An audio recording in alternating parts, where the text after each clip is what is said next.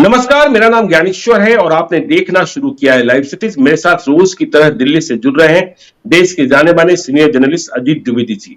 अजीत जी, NDA में seat sharing का formula करीब करीब तय हो चुका है। कल रात जो बैठकें हुई हैं और जिस फलाफल पर बीजेपी पहुंची है, उससे यह लग रहा है कि चिराग पासवान ने बाजी मान ली है। चिराग पासवान ने जीत हासिल कर ली है और पशुपति पारस को झटका लगता हुआ दिखाई पड़ रहा है। मतलब चिराग पासवान एनडीए में ही रहेंगे, यह बात तय हो गई है। बीजेपी ने भी माना है कि चिराग पासवान जरूरत है और चिराग पासवान ने भी समझ लिया है कि चलिए एक आध सीटों का नुकसान ही सही, लेकिन चलते उधर है जिधर जीत की संभावनाएं हैं। जैसी बातें आप कहते हैं, यदि आपको समझना है तो चिराग पासवान अब एनडीए में ही रहेंगे। और उधर देखिए, खबरें ये भी आ रही है कि नेशनल अलायंस कमेटी की बैठक कल इंडिया ब्लॉक की हुई थी, जिसमें बिहार को लेकर चर्चा हुई। मनोज झा गए थे और वहां मुकुल वासनिक, और सहमति करीब करीब सीटों को लेकर हो गई है। लेकिन आखिरी इंतजार किया जा रहा है इस बात को लेकर कि एनडीए में फार्मूला क्या निकलता है। क्या अंतिम समय में भी चिराग पासवान की बात बिगड़ जाएगी? और यदि चिराग पासवान की बात नहीं बिगड़ी तो मुकेश सहनी की एंट्री होती है कि नहीं होती है? यदि मुकेश सहनी की एंट्री नहीं होती है तो इंडिया ब्लॉक वेलकम करने को तैयार है। जेडीयू को कितनी सीटें? अब एक नई चर्चा शुरू हुई है कि एक सीट झारखंड में मिल सकती। अब इस चर्चा के पीछे आधार क्या है कि झारखंड में बीजेपी ने जिन सीटों के लिए उम्मीदवारों का ऐलान किया है, उनमें चतरा की सीट शामिल नहीं है। और चतरा में नीतीश कुमार के एक पुराने सहयोगी को जेडीयू के सिंबल पर चुनाव लड़ा जा सकता है और उनका नाम सरयू राय भी हो सकता है। तो हम चर्चा करें सबसे पहले चिराग पासवान की। चिराग पासवान की जीत होती दिखाई पड़ रही है एनडीए अलायंस के भीतर और बीजेपी के भीतर। अजीत जी, देखिए ज्ञानेश्वर जी, हम लोग जब से चर्चा कर रहे हैं हमको ध्यान आ रहा है कि पहली दूसरी चर्चा से हमने कहा हुआ है कि बीजेपी अपने किसी सहयोगी को नहीं छोड़ने जा रही है। ये हम बार बार इस बात को कहते रहे थे कि बीजेपी इस बार नीतीश कुमार के साथ आने के बाद भी बीजेपी एडमेंट है, इस बात पर कायम है कि जो हमारे पुराने सहयोगी हैं, यानी जो नीतीश कुमार के नहीं रहने पर जो लोग साथ में थे उनको नहीं छोड़ेंगे। तो उसमें जो साथ में थे उसमें एकमात्र नाम जो बड़ा नाम लिया जा सकता है वो चिराग पासवान का है, लोक जनशक्ति पार्टी का है, जो लगातार बनी रही थी उस अलायंस में और एक तरह का सद्भाव दोनों तरफ से दिखता रहा था। ये भी हमने कहा था कि जब आए थे चिराग पासवान एनडीए में दोबारा से, जो उनकी वापसी हुई थी जब पार्टी टूटने के बाद, तब भी जेपी नड्डा ने कहा था कि मुख्य धड़ा हमारे साथ आ गया। तो बीजेपी एलजेपी का मुख्य धड़ा मानती है चिराग पासवान को, तो उनको साथ लेना। और कल भी हम लोग जब चर्चा कर रहे थे तो आपने कहा कि वोट तो सबको पता है कि किधर है, वोट चिराग पासवान के साथ है, जितना भी है वो चिराग पासवान के पास है। एमपी भले चले गए थे पशुपति पारस के साथ, तो उसका दूसरा कारण होता है, उसका कारण होता है उस समय सत्ता का गणित।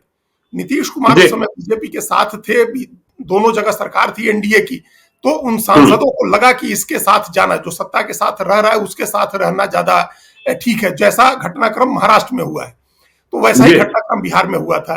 लेकिन सबको पता है कि वोट जो है, जैसे महाराष्ट्र का पता है कि वोट किसके साथ है, वैसे ही यहां भी पता है कि वोट किसके साथ है। तो ये बात अब एक इससे थोड़ा अवान्तर प्रसंग क्षेपक है, लेकिन एक मिनट में बता दें कि ये बात चुनाव आयोग को भी समझनी चाहिए।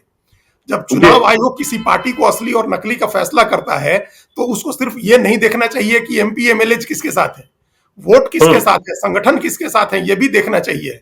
और देखिए ये कैसे प्रमाणित हो रहा है चिराग पासवान के मामले में कि 5 सांसद जिस तरफ थे, जिस पक्ष में थे, उसको नहीं पूछा जा रहा है, उसको बीजेपी नहीं पूछ रही है। इसका मतलब कि सांसदों की अहमियत नहीं है, सांसद तो आज है, कल चुनाव में हार जाएंगे तो खत्म हो जाएंगे। संगठन की अहमियत होती है, वोट की अहमियत होती है। वो है चिराग पासवान के साथ, उसका सम्मान कर रही है भारतीय जनता पार्टी, उनको साथ लेकर के उस बात का सम्मान कर रही है, या ये अपना कैलकुलेशन है कि वोट इनके साथ है तो इनको साथ लेने से फायदा होगा।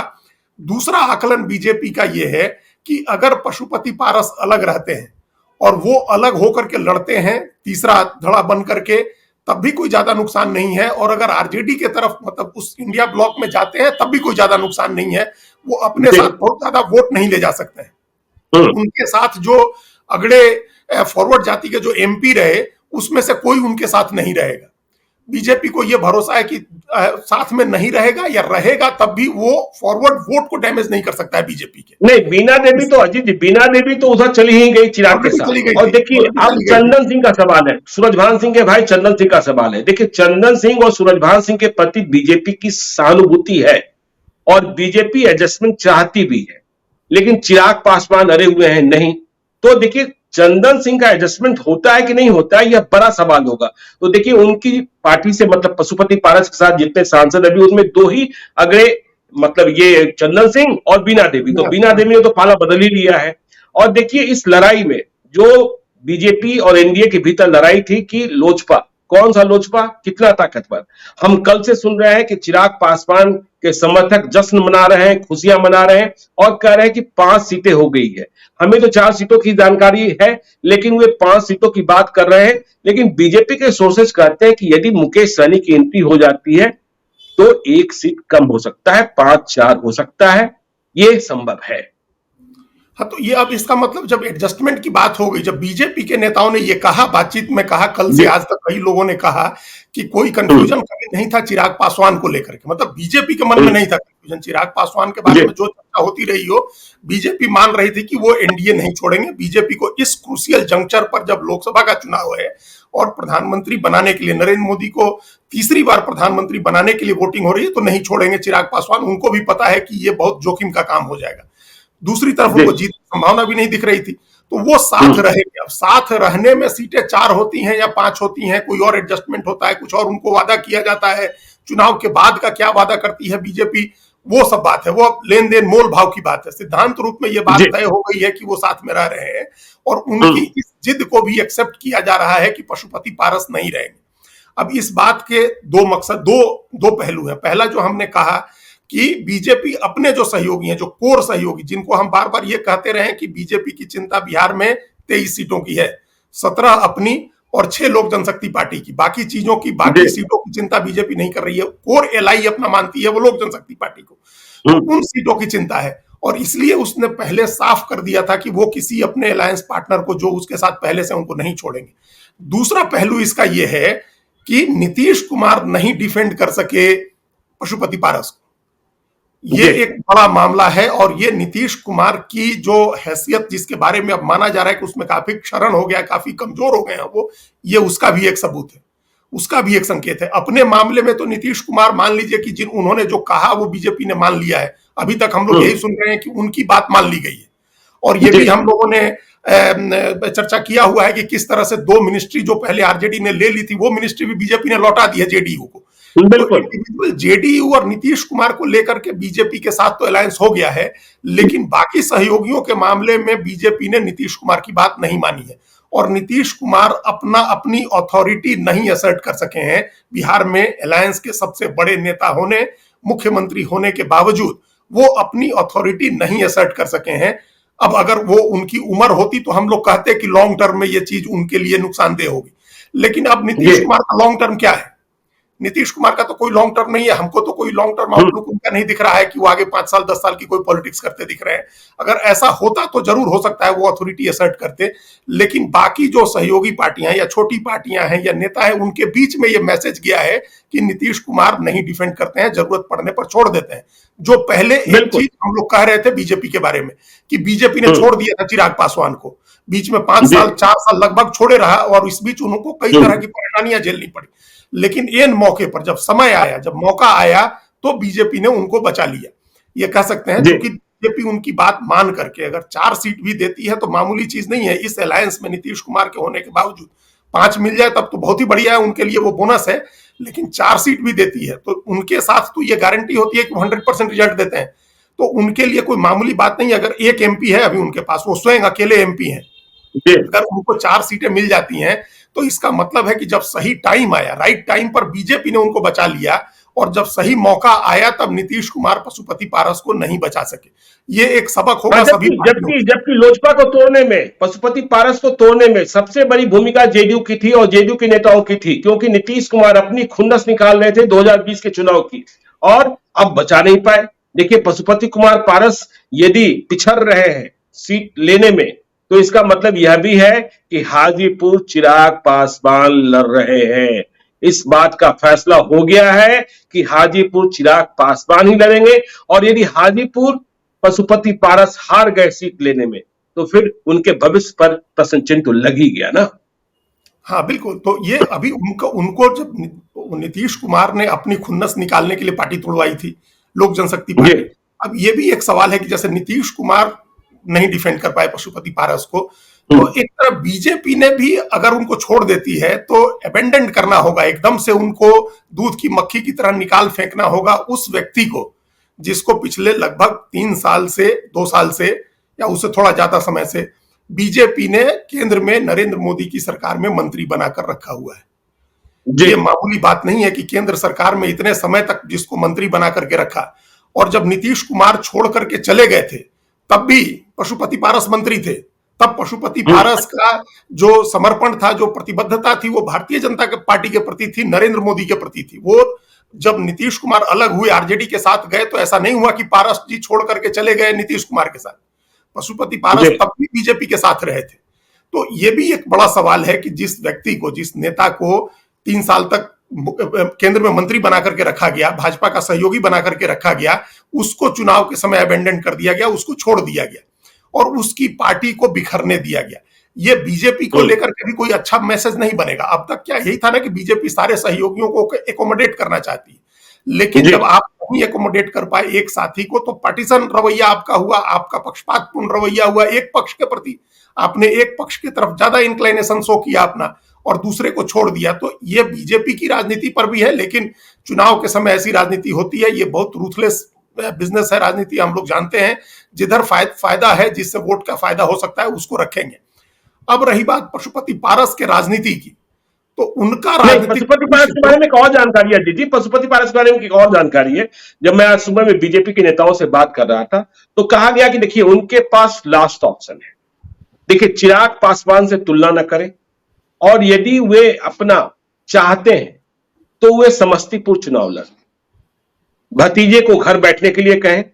भतीजे को लेकर कई तरीके की रिपोर्ट है, वो घर से निकलते नहीं थे, क्षेत्र में जाते नहीं थे, दिल्ली में भी 4-4 बजे तक मतलब कमरे के भीतर ही रहते थे, देर से जगते थे। तो ये लास्ट ऑप्शन की बात कही जा रही है कि यदि आप अपना चाहते हैं तो आप समस्तीपुर लड़ने के लिए चले जाइए। इस बात के लिए हम चिराग पासवान को मनाने की कोशिश कर लेंगे।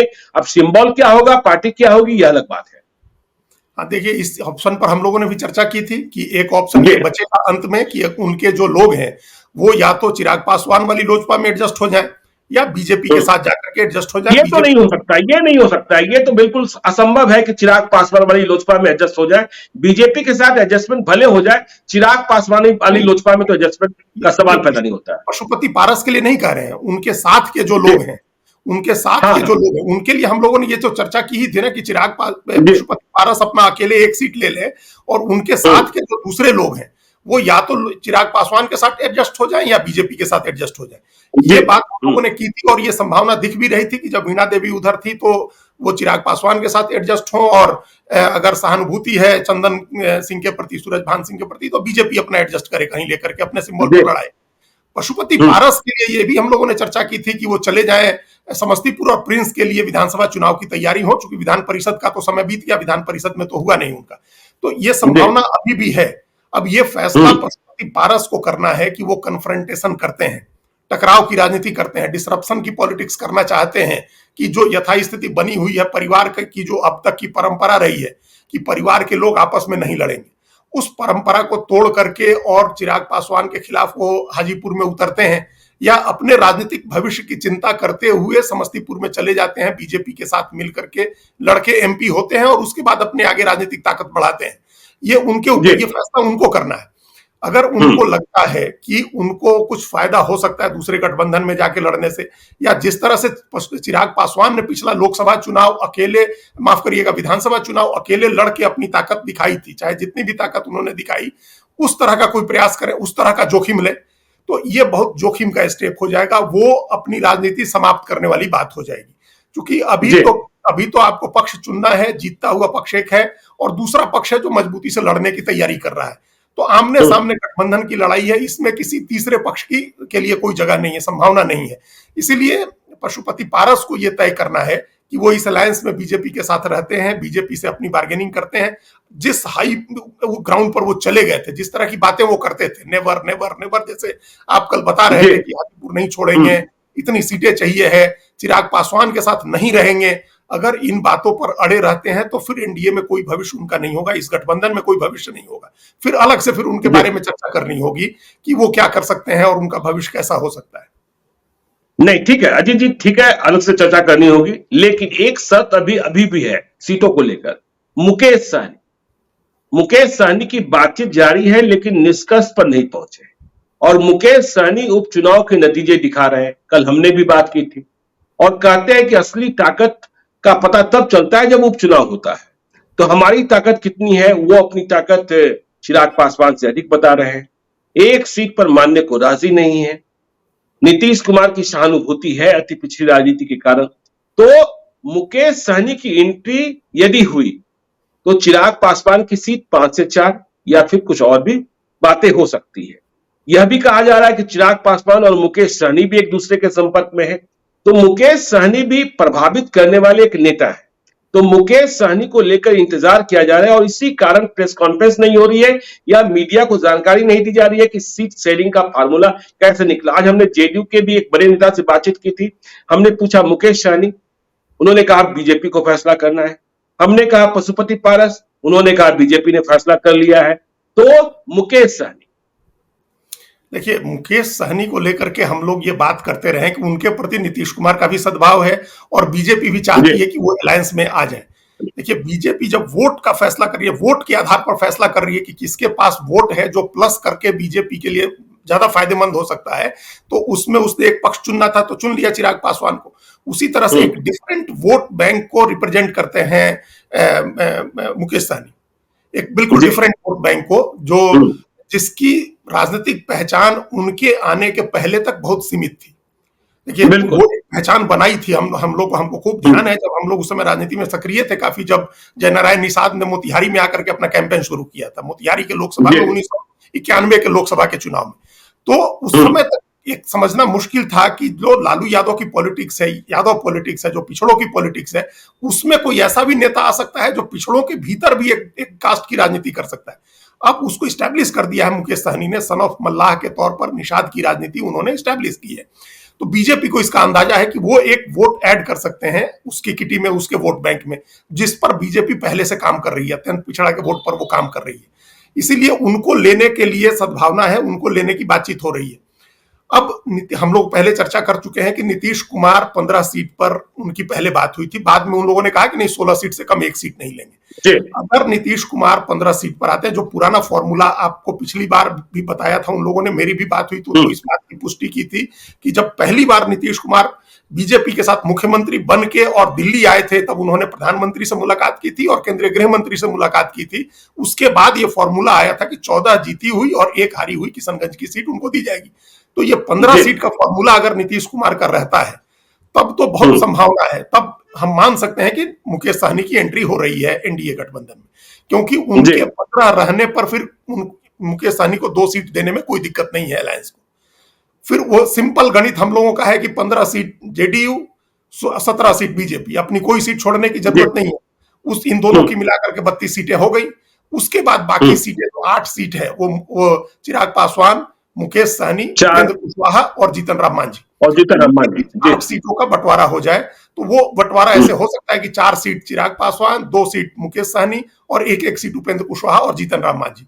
ये एक परफेक्ट फॉर्मूला, जो अभी हम लोग जो दूर से बैठ करके देख रहे हैं, या बीजेपी जेडीयू के नेताओं की बातचीत से जो संकेत मिल रहा है, तब भी इसके बावजूद 4 से 5वीं सीट नहीं हो पा रही है चिराग पासवान की। अगर नीतीश कुमार 15 सीट पर भी राजी हो जाते हैं और अलायंस में मुकेश सहनी के लिए 2 सीट की बात हो जाती है, तब 4 सीट से 5वीं सीट नहीं हो पा रही है चिराग पासवान की।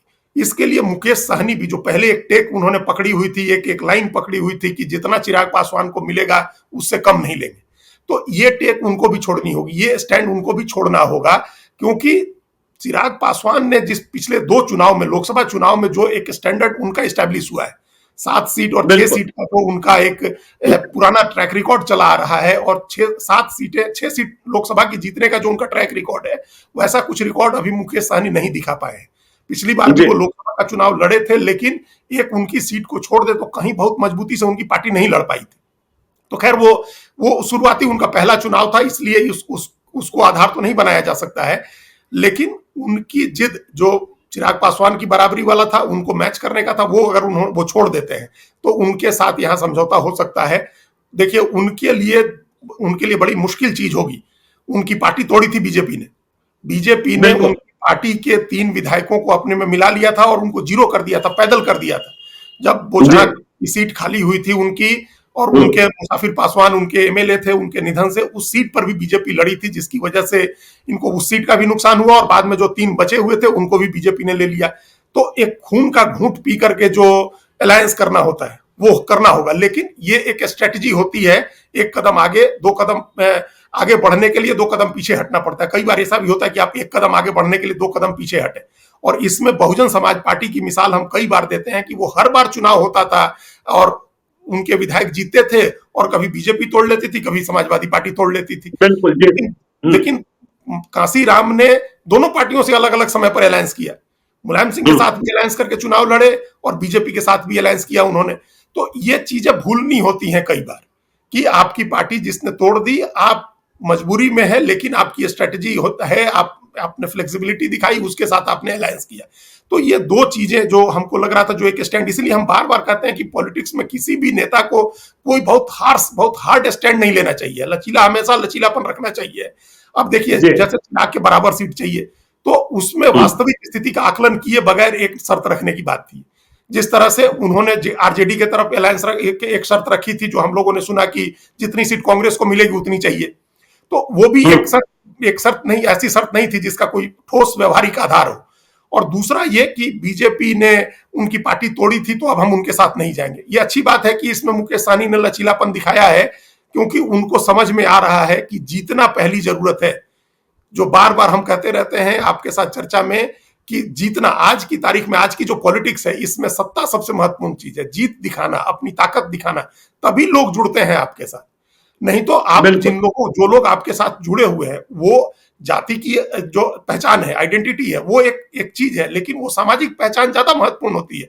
उस सामाजिक पहचान को जब आप पॉलिटिकल कैपिटल में कन्वर्ट करने चलते हैं, तब आपको जीत करके सीट दिखानी होती है। नहीं तो आपकी सामाजिक पहचान जो है, सामाजिक अस्तित्व जो आपका है, उसको आप पॉलिटिकल कैपिटल में कन्वर्ट नहीं कर सकते। तो ये बड़ा मौका है मुकेश सहनी के लिए कि वो इसको पॉलिटिकल कैपिटल में कन्वर्ट करें। ठीक है, कैपिटल में कन्वर्ट करना है। देखिए, अब जो सीटों की संख्या की बात हो रही है, तो जो एक और लोचा और झगड़ा रार है कि कौन सी सीटें कौन, हमने बीजेपी वालों से बातचीत की, उन्होंने कहा कि देखिए पहले सीटें तय हो जाने दीजिए। यह सही है कि चिराग पासवान कई जेडीयू की सीटें चाह रहे हैं, जेडीयू भी कई बीजेपी की सीटें चाह रही है, और बीजेपी भी कई जेडीयू की सीटें चाह रही है। तो चिराग पासवान की जो विश लिस्ट है, जेडीयू की विश लिस्ट है, और बीजेपी की जो विश लिस्ट है, फिर ये जब सीटों की संख्या तय हो जाएगी, तो फिर हम लोग आपस में बैठकर तय कर लेंगे कि कौन सी सीट पर कौन उम्मीदवार होगा। यह समस्या तो हम सुलझा लेंगे। तो एक बात तो ये। दूसरी बात, चतरा को लेकर जो हमने शुरू में कहा कि एक चर्चा कल से यह है कि चतरा की सीट पर बीजेपी ने जानबूझकर प्रत्याशी घोषित नहीं किया है, और उस सीट पर जेडीयू की नजर है, और वहां से सरयू राय का नाम कल से हम रात से सुन रहे हैं कि सरयू राय को जेडीयू, जो अभी निर्दलीय विधायक हैं, उन्हें चुनाव लड़ाया सकता है। क्या इस बात में कोई दम दिखता है आपको? देखिए, सरयू राय को लेकर के ये चर्चा थी कि वो लोकसभा चुनाव लड़ना चाहते हैं। मेरी भी उनसे बात हुई थी, तो उन्होंने एक उनका मन है कि वो लोकसभा का चुनाव लड़े, लेकिन उन्होंने ये भी कहा था कि हम तो पिछली बार ही राजनीतिक करियर मेरा समाप्त होने की तरफ बढ़ गया था, भारतीय जनता पार्टी से टिकट कट गई थी, वो जनता ने उनको लड़ाया, जनता ने उनको चुनाव जिता दिया। नहीं तो बीजेपी के एकदम इतना हाईली पोलराइज्ड चुनाव में, और वो सिटिंग मुख्यमंत्री के खिलाफ लड़ रहे थे और चुनाव जीत गए थे, तो उन्होंने कहा था कि हमको बोनस दिया जनता ने, अब आगे भी अगर 5 साल हमको कुछ मौका मिलता है तो वो उसको करने के लिए तैयार है, अपना जो भी काम है। लेकिन एक मंशा थी कि लोकसभा चुनाव लड़े। धनबाद की सीट के लिए उनकी चर्चा हो रही थी कि बीजेपी उनको धनबाद से चुनाव लड़ाए, लेकिन धनबाद का भी डिक्लेरेशन नहीं हुआ है। धनबाद और चतरा, बिल्कुल यही 2 सीटें हैं जो झारखंड में बीजेपी ने अभी रोकी हुई है। बाकी उसने अपने कोटे की 11 सीटों पर उम्मीदवार घोषित कर दिए हैं। एक 12वीं सीट उसने अपने सहयोगी आजसू के लिए छोड़ी हुई है, जो गिरिडीह की सीट है, जहां से आजसू के वो एमपी है, चंद्र प्रकाश चौधरी अभी एमपी है वहां। तो उन वही एक सीट बची है, वो आजसू को घोषित करनी है। बीजेपी अपनी सीटें 2 रोकी हुई है बीजेपी ने, और दोनों सीटों से राजपूत सांसद हैं। तो अगर एक सीट बीजेपी अगर धनबाद अपने लड़ना चाहती है तो चतरा सीट वो छोड़ सकती है। एक लेवल पर बीजेपी के अंदर एक रेसिस्टेंस है, सरयू राय का विरोध है बीजेपी में शामिल करने को लेकर के, कि उनकी बीजेपी में वापसी कराई जाए, इसको लेकर के विरोध है। और वो विरोध अब रघुवर दास गवर्नर हो गए हैं उड़ीसा के, लेकिन निश्चित रूप से उनके मन में होगा कि सरयू राय ने उनको हराया था विधानसभा का चुनाव और उनकी वजह से सत्ता गई है। ये बीजेपी के मन में भी कहीं ना कहीं बात होगी कि उनके मन से, उनकी वजह से झारखंड में 2019 में बीजेपी ने सत्ता गंवाई है। इसीलिए उनको डायरेक्टली बीजेपी में लेने में हो सकता है कि थोड़ा रिजर्वेशन हो, थोड़ी हिचक हो। तो उसका रास्ता यह है कि आप वाया मीडिया कर लीजिए, जेडीयू में वो चले जाए। और जेडीयू के नेताओं के साथ उनके बड़े सद्भाव है, नीतीश कुमार के साथ उनके सद्भाव है ही, ललन सिंह के साथ सरयू राय के बहुत अच्छे सद्भाव है, बहुत अच्छा संबंध है। सभी लोगों ने चारा घोटाले की लड़ाई संयुक्त रूप से लड़ी है, स्कूटर पर चढ़कर सवारी करते थे। बिल्कुल संयुक्त रूप से चारा घोटाले की लड़ाई लड़ी। और जब निर्दलीय चुनाव लड़ रहे थे रघुवर दास के खिलाफ सरयू राय, तो ललन सिंह उनके लिए प्रचार करने गए थे जमशेदपुर में। तो एक इस तरह के संबंध है उन लोगों के, इस तरह का कि आपस में आपसी उन लोगों का संबंध है। तो जेडीयू उनको टिकट दे सकती है, इसमें कोई मतलब ऐसा नहीं, इसमें कोई बड़ी बात नहीं होगी कि बिहार में गठबंधन को मजबूती देने के लिए बिहार में जेडीयू को एक सीट अगर कम दे रहे हैं और उस कम देने से चिराग पासवान और मुकेश सहनी दोनों लोग एडजस्ट होते हैं, तो बीजेपी को कोई दिक्कत नहीं है एक सीट जेडीयू में को दे दें झारखंड में। सबको पता है कि वैचारिक रूप से जो प्रतिबद्धता है सरयू राय की, वो बीजेपी के प्रति है, बीजेपी की आइडियोलॉजी के प्रति है। इंडिपेंडेंट जीतने के बाद भी उन्होंने कोई पार्टी नहीं चुना। वो चाहते तो हेमंत सोरेन की सरकार में शामिल हो सकते थे, उनको हेमंत सोरेन बहुत खुशी खुशी मंत्री बना देते। वो लोग, उन लोगों के लिए तो बड़ी चीज थी जो उन्होंने कर दिया था, बड़ा काम कर दिया था। लेकिन वो तटस्थ रहे, तो अपने जो उनकी प्रतिबद्धता है वो बीजेपी के प्रति है, तो पता है बीजेपी को, इसलिए जेडीयू से भी चुनाव उनको लड़ाया जा सकता है। इस बात में कोई मतलब अगर हो तो कोई बहुत हैरानी नहीं होगी।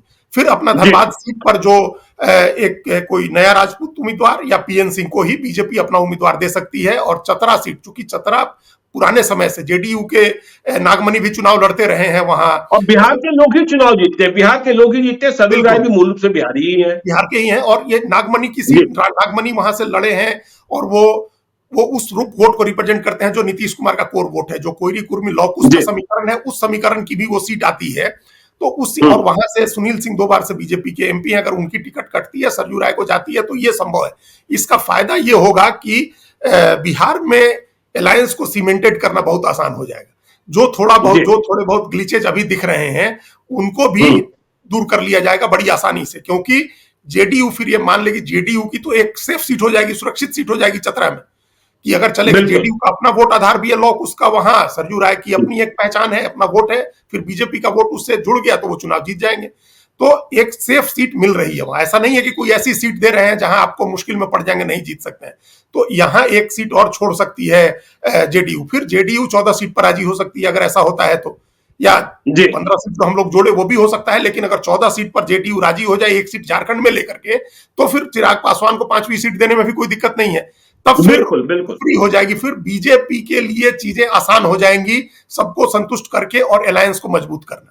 और जब नंबर्स तय हो जाएंगे कि जेडीयू को इतना, बीजेपी इतना, चिराग पासवान, उपेंद्र कुशवाहा, जीतन राम मांझी, मुकेश सहनी, तब फिर सीटों की अदला बदली की बात आएगी, जिस पर हम लोग कई बार बात करते रहे, लेकिन हर बार बात इसी पर रुक जाती है कि पहले तो नंबर ऑफ सीट्स तय हो कि कौन कितना लड़ेगा, उसके हिसाब से फिर सीटों की अदला बदली की बात होगी। देखिए, जब इतना मजबूत अलायंस होता है, आप अगर इसको देखें, अगर चिराग पासवान की बात हम लोग, अब हो ही गया कि वो आ रहे हैं, तो आप देखिए कि पुराना अलायंस फिर से वापस आ गया, जो अलायंस 2019 में था। जिस अलायंस ने 40 में से 39 सीटें जीती थी, वो अलायंस तो हो गया। लोक जनशक्ति पार्टी का मुख्य धड़ा जिसके पास वोट है वो हो गया, नीतीश कुमार हो गए, बीजेपी हो गई। और उसके बाद एडिशनल 2 फोर्सेस तो और अभी से जुड़े हुए हैं, उपेंद्र कुशवाहा और जीतन राम मांझी, मुकेश सहनी आ जाते हैं तो और ताकत हो जाएगी। तो फिर ये बड़ा विनिंग कॉम्बिनेशन है। तो इसमें हर सीट ही जीतने लायक सीट होगी, कोई सीट ऐसी आप नहीं कह सकते हैं कि ये सीट कमजोर है। चलिए, तो अब हम बात कर लेते हैं अजीत जी इंडिया ब्लॉक की, क्योंकि कल बैठक हुई और कहा यह जा रहा है कि जो मुकुल वासनिक के घर पर बैठक हुई, कि करीब करीब सीटों की संख्या को लेकर सहमति बन गई है। आरजेडी सबसे बड़ी पार्टी बिहार की, वह 25 लोकसभा क्षेत्रों में चुनाव लड़ेगी। 10 पर कांग्रेस का दावा रहेगा। 12 सीटों की मांग की जा रही थी, 12 सीटों की लिस्ट भी सौंपी गई और 5 सीटें लेफ्ट के बीच। लेकिन यदि चिराग पासवान संभावना कम, मुकेश सहनी संभावना अधिक, यदि मुकेश सहनी आते हैं तो फिर कुछ बातें होंगी और सबों को अपनी कुछ सीटें घटानी होगी, ऐसी बातें उधर चल रही है। देखिए, अब तो उधर प्लेंटी ऑफ सीट्स हैं, वहां तो कोई दिक्कत ही नहीं है। नीतीश कुमार जब तक इधर बीजेपी में नहीं आए थे तब तक बीजेपी के पास ऐसे ही खुले हाथ से बांटने के लिए सीटें थी, जो उसने वादा भी कर दिया था सबको कि आपको 3 सीट ले जाइए, आप 4 सीट ले जाइए, आप 2 सीट ले जाइए। उसने तो सब वादा कर दिया था, क्योंकि नीतीश कुमार नहीं थे। तो अब उधर जब नीतीश कुमार उधर थे आरजेडी के साथ, तो उधर सीट बंटवारे में मुश्किल आ रही थी कि कांग्रेस को कितनी दें, लेफ्ट को कितनी दें। तो जब नीतीश कुमार हट गए तो इफरात में सीटें हो गई, बहुत ज्यादा सीट हो गई। 19 सीट पिछली बार लड़ी थी आरजेडी और 9 सीटों पर कांग्रेस पार्टी। तो 9 सीटों के लिए भी कांग्रेस को मजबूती से लड़ने वाला उम्मीदवार खोजने में परेशानी आ रही थी। 4 से 5 सीट, 6ठी सीट पर लड़ने के लिए कांग्रेस को उम्मीदवार खोजना होगा। तो इसलिए कोई ऐसी दिक्कत नहीं है कि उनको 9 सीट भी मिले तो वो उसको मान जाए जो पिछली बार की 9 सीटें थी। अब कहा जा रहा है कि पप्पू यादव की बात बन गई, यह भी खबर आ रही है कि पप्पू यादव की बात बन गई है। तो वो तो हम लोगों ने डिस्कस किया था कि इन लोगों को बात करनी चाहिए, पहल करके देखिए। आपने खबर दी है कि तेजस्वी यादव हिना साहब से भी बात करने जा रहे हैं और पप्पू यादव से भी बात हो गई है। तो पप्पू यादव की पार्टी को भी टिकट दे देंगे, बहुत बहुत खुले हाथ से ये लोग टिकट दे सकते हैं, उसमें कोई दिक्कत नहीं है। तो उसमें अगर अभी भी 5 सीट, जैसे लेफ्ट के लिए कहा जा रहा था कि 3 सीट मिलेगी उनको, तो 2 सीटें तो आपने अतिरिक्त ही आपके पास आ गई, 2 सीट उनको देने के लिए। तो अगर कोई नया सहयोगी जुड़ जाता है, जैसे अगर चर्चा है कि मुकेश सहनी आ जाते हैं, तो मुकेश सहनी के लिए भी अब 3 सीट ले लेंगे। वो पिछली बार उन्होंने 4 सीट ली थी, तो 3 सीट पर वो पिछली बार 3 सीटें थी उनके पास, तो वो 3 सीटें ले सकते हैं। फिर से उनको 3 सीट देने के लिए भी पर्याप्त सीटें हैं उनके पास और उनकी सीट मिल जाएगी उनको भी। अगर पशुपति पारस भी आ जाए तो उनको भी एडजस्ट कर सकते हैं, उनके लिए भी कोई ऐसी जगह नहीं, उनके लिए भी सीट दे देंगे, कोई ऐसी बात नहीं है।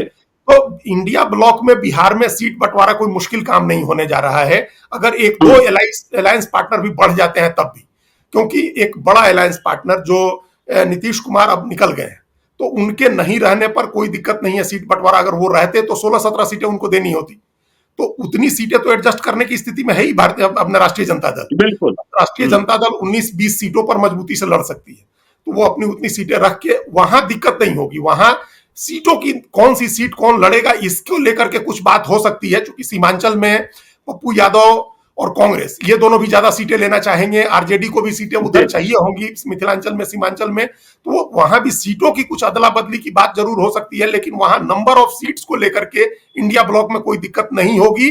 अगर इधर से 2 एलआई चले जाते हैं तब भी, इधर से मुकेश सहनी भी चले जाएं और पशुपति पारस भी चले जाएं, तब भी दिक्कत नहीं होगी। हाँ, इधर से अगर चिराग पासवान जाते तब दिक्कत होती, क्योंकि चिराग पासवान की फिर उधर ज्यादा बड़ी डिमांड होती।